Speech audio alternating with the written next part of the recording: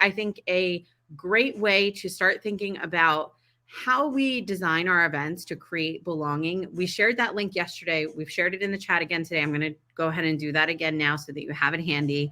It's a working mural board. If you're not familiar with it, all you have to do is go in. You can put your name, or you don't even have to. You can just join anonymously. There's some instructions on the left, and I'm sure the Storycraft team will walk us through it in the next few minutes as well. But please take a look, and let me introduce Naomi Clare, who was with us yesterday. We have Maya here as well. Thank you for joining us. This Wheel of Belonging, I told you yesterday that I'm going to geek out on this. And I started doing that yesterday, and I need more time with it. But I'm excited we get to spend some time today talking about it. Yeah, no worries. And we're excited to come back to it. It's a subject that, we just get really geeky, but also passionate about, because there's so much good stuff that's baked in there. So we're excited to get everybody involved in this. And I'm glad that Liz, you've been in there and doing some entering in of info. For those of you that are interested to join us in the mural, there is a QR code at the top right of your screen here, so you could go ahead and scan that. And I think Maya, we might be putting it in the comments as well, the link to the mural. And I think I think the link should be in the chat. Nice, that's awesome. Thank you, Liz. Liz has just popped it in there as well, so you can just jump in to this space. It's like a shared whiteboard.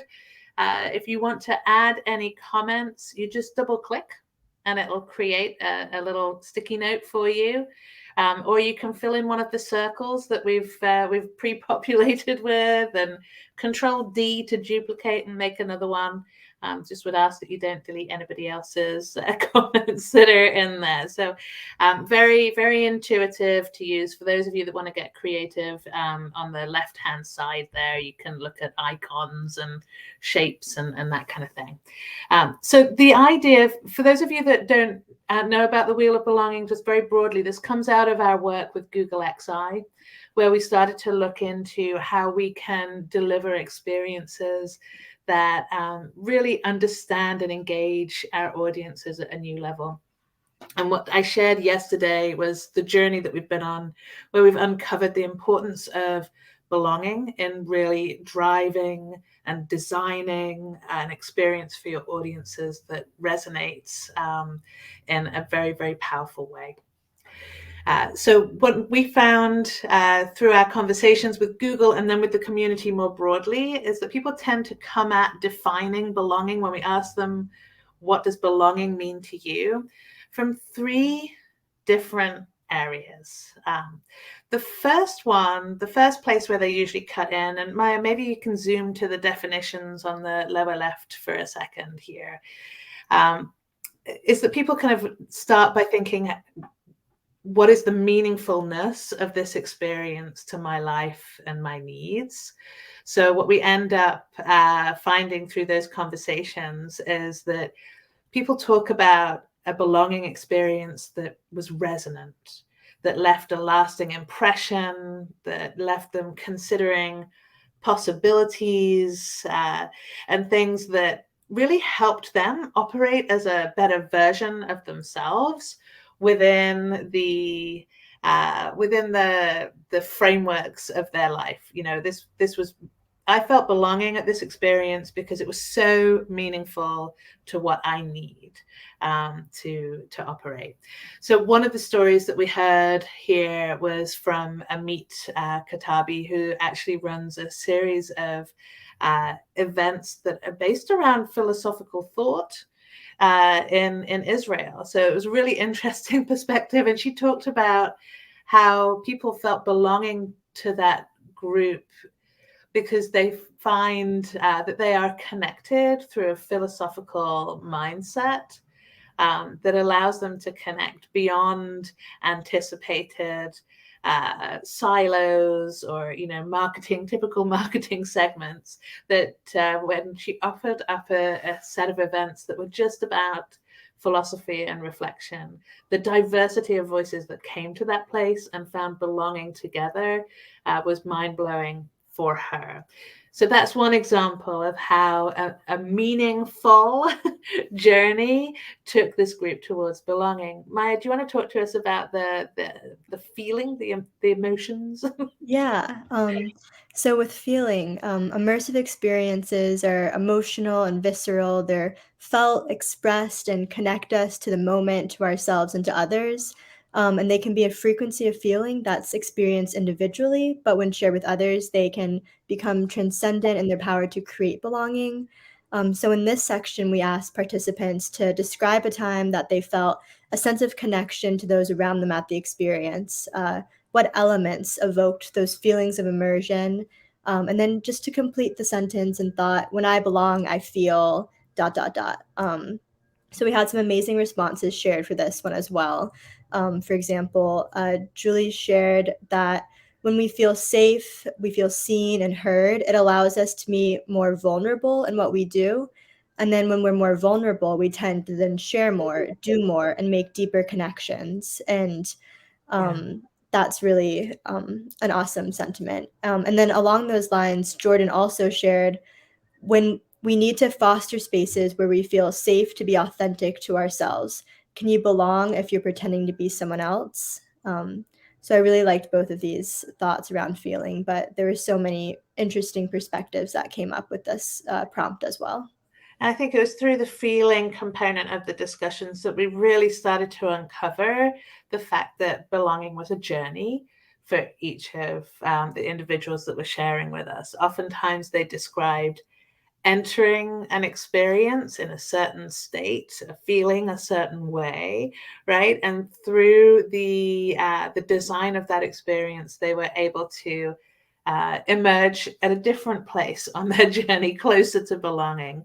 They may have begun with some skepticism and asking that question, do I belong here? And through a series of interventions and activations, the design of the event was able to be more meaningful for them.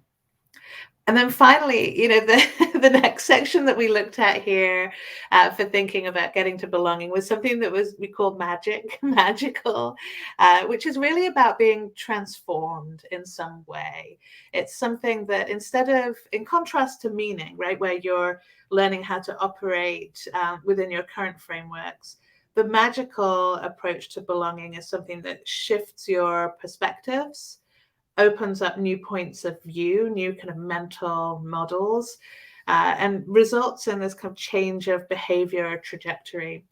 And when we were listening, there were many conversations around magic, and there were moments where people were like, oh, I have to process whether this is the right word for me. And they agreed in the end that it was. But what we saw here was interesting in terms of the role of people.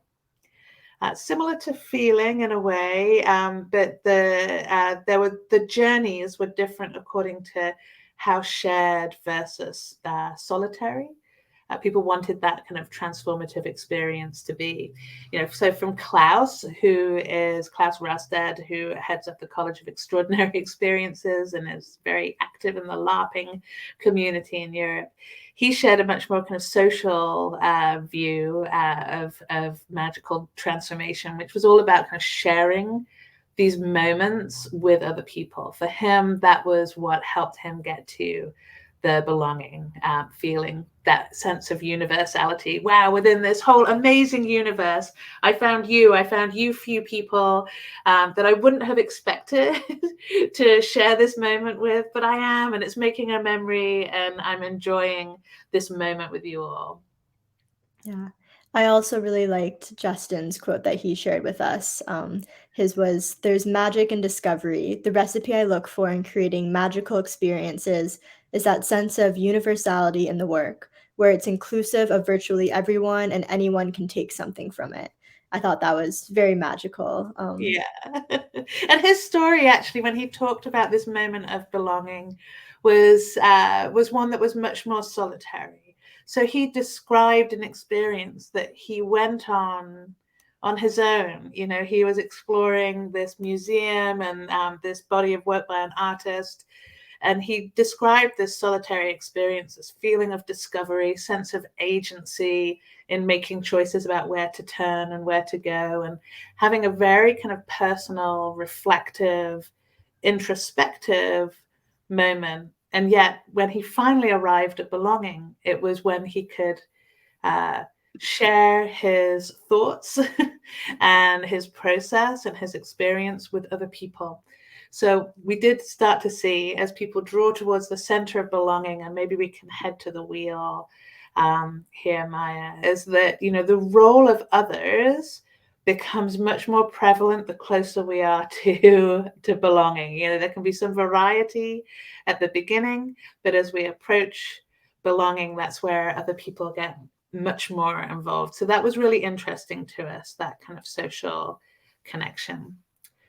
So what we're asking you all to do within this mural, and we're going to leave this open for the next month, is to use it as a place for you to reflect on what belonging means for you, and to share with others within the techsytalk community. And then for you as designers, it's an opportunity for you to come back and take a look at what everybody has contributed. And perhaps it becomes food for thought for your own experience designs in the future, you know. For us with the experience profiles, it became another lens through which we could understand some of these results. And that's one of the updates that we will be releasing in 2023 with the experience profiles, is a new consideration of how the different profiles reach belonging. So it's something that can be more kind of planned around at your different events using the experience profiles as well. So this is, you can see here, we've got some great thoughts here, you know, with the feeling section. I love the comment that music plays into feeling a lot. Yes, it does, you know. I think if you think about feeling from a touch perspective, understanding the reverb of bass, you know, that's something that can really kind of allow you to connect with your environment and in that kind of touch-oriented way, which is really interesting. And I love the vulnerability and transparency, a key comment as well. Sometimes when things goes wrong, it creates a shared sense of belonging. I would almost kind of take that blue sticky and put it in the magical section, wouldn't you, Mike? Yeah. And maybe we could do that periodically, because it kind of seems, you know, that's something that definitely kind of, or sits on the cusp. There you go. So it might be more of a purple, but it's about that shared experience that that maybe, you know, is undefined, unexpected, completely serendipitous, right? But it's a shared moment, and it's how you react to that. So I'm looking at the time, and I am, yeah, I think we're getting close to our time here, Liz. I'm not sure if you want to come back and just share some of your thoughts. I know you've been pre-populating here, but is there anything that you were curious about with the Wheel of Belonging that you'd love for us to share? Yeah, this is so great. Dia says Naomi and team, of course, have done their work. This is amazing.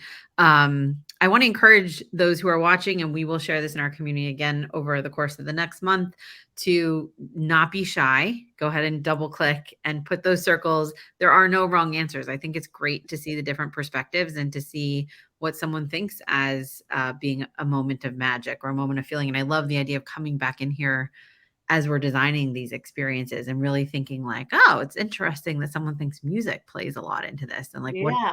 how could we leverage that in our events? And we were talking earlier that these don't have to be expensive things that we implement to make people really feel like we've designed for them.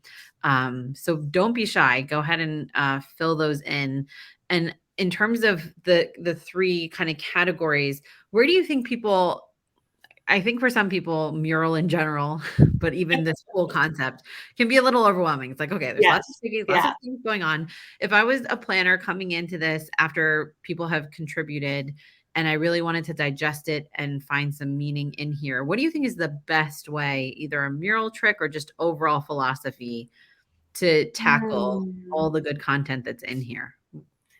Yeah, I think if you've got an event in mind, that is always the best way kind of to provide a lens for that synthesis and concretization, because you come in with an idea for how do I apply this, right? Which helps to take it from, gosh, now I'm going to spend an hour trying to interpret all of this, and then and to what end. So I think if you actually use it as a tool in that regard, you can export a PDF to go through there as well. Now, there's also there are ways within Mural that you can organize sticky notes and pull out word clouds as well. So we could certainly provide some tips there also to folks. Right, Maya? I think I'm looking at you as a mural magician. Yeah, if you go up here where my mouse is, you can download there. You can download sections, the whole thing, zooming in and out. We've included some tips on just how to use Mural as well in the upper left-hand corner. And yeah, it would just take some time to also zoom in and kind of read through some of these quotes that we've provided from people in the past. I think that's an important one. You can actually, if you go in and you find that there are certain statements here that just spark an inspiration for you, you can select those and then just download those specific elements, which helps to say, all right, so what I'm taking away from this at this moment are these three things that I'm going to prioritize, and that helps to structure a little bit of the organic nature of the conversation. Now, we will be releasing a white paper at the end of this year, possibly very early next year, that talks in a more systemic fashion, less organic, uses full sentences and paragraphs, that really kind of outlines those different elements of our insights from the Wheel of Belonging in ways that are a little bit more traditional or expected. So that's something that we'd be happy to share with everybody. As soon as that comes out, we'll put it on blast, and we'd love everybody's thoughts there as well. Yeah, our techsytalk audience likes the unexpected, but I'm sure they will love the white paper as well. So please do share that with us, and we will definitely pass that around. And I can just say, we talked about intention with Tahira. I've mentioned it a few times already today. I think this level of intention towards our events is so important. And Naomi, I just want to thank you and the team for helping us be very intentional about techsytalk. We had several meetings planning, talking about the content and looking at the different kinds of ways that we are going to share information, the different kinds of experiences that we want to create. Having that time and having a partner who can say, because sometimes, as the planners, we just get so in the weeds of like agenda and we have to get people to sign up. And there's overwhelmed, right? I think sometimes a lot of the time we have so much to do and achieve that when we talk about making that space for intention, there's a concern about how do I possibly open up within my process that is so crammed, all of that deep dive, all of that big thinking. And that's where I love a tool like the experience profiles or something like this, because we can, within an hour's meeting, just dive to that level with friends in a way that we're like, oh, okay, I can see what we're going to do here. We actually plugged in pretty late in the process, I think, with you guys. Yeah. When you guys started working with us, one of my biggest fears was like, we don't have enough time to do all this thinking. It's too late. But we really only had, I think, 2-hour-long meetings. And we looked at the agenda, and it probably was helpful that the agenda was pretty nailed down by the time we had a conversation. But I had a concern about that. And really, it was very seamless. And because you've already put in all this time thinking, we didn't have to design experience profiles. They were all there, and that's all easy to plug into, which was so great. And of course, some of it is, most of it is because of Maya's super skills and powers. Just like ninja when it comes to empathy, the empathy ninja. New title today. But it's, and I think that's what we're seeing people use the experience profiles for a lot, is like, okay, we've got this really nice set of IP. It's robust. It's been tested by Google. We, repeatedly, and all of these other folks that have used it. And we're able to come in and say, how does it make sense to apply this to your needs and your project right now? Yeah, so great. There was one that was, we worked with a transportation company. Their audience was male and middle-aged, and they said, listen, I don't think that they're going to want to know that they're a harmonizer or an explorer. So what we did was we reskimmed the whole thing, and it became a quiz on what route are you? And you could take the quiz and find out if you were Route 95 or Route 66. And it was so easy to do that because the product was there and we just had to adapt it for what made sense for their audience, which was exciting to see, actually. Yeah, that's fun. That's a great way to do it. Well, thank you so much for walking us through this. I do encourage everyone to kind of take some time because I do think there's a lot of reflection in this. Take some time to think about these experiences and put them right here so we all can share from the collaborative thinking. But thank you so much for walking us through this, ladies, and for being part of helping us be more intentional about the design of Techsy Talk. It was an absolute pleasure. Thanks for having us, Liz. Thanks, everyone. Okay.